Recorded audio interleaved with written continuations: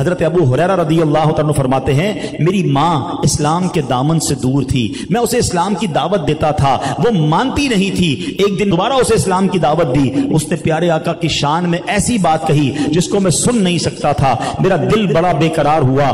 آقا کی بارگاہ میں آیا، عرض کی یا رسول اللہ آج میری ماں کی ہدایت کے لیے دعا کر دیں، میری ماں جو ہے وہ مسلمان ہو جائے۔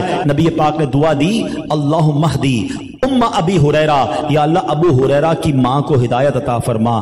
صحابی کا عقیدہ دیکھو، خوش ہو گئے، دوڑتے ہوئے گھر گئے، نبی پاک نے دعا دی ہے نا، کام بن گیا ہے۔ گھر گئے تو پانی گرنے کی آواز آ رہی تھی، سمجھ آ گیا ماں غسل کر رہی ہے۔ غسل خانے کے باہر کھڑے ہو گئے، ماں غسل کر کے باہر نکلی اور نکلتے ہی کہتے ہیں ابو ہریرہ گواہ ہو جاؤ، اشہد ان لا الہ الا اللہ واشہد ان محمد عبدہ ورسولہ، اللہ اکبر۔ ابو ہریرہ کہتے میری خوشی کی انتہا نہ رہی، دوڑتے ہوئے نبی پاک کے پاس آئے، حضور میری ماں نے ایمان قبول کر لیا ہے۔ اللہ اکبر، آقا جو فرماتے زبان حق سے جو نکلتا تھا وہ پورا ہو جاتا۔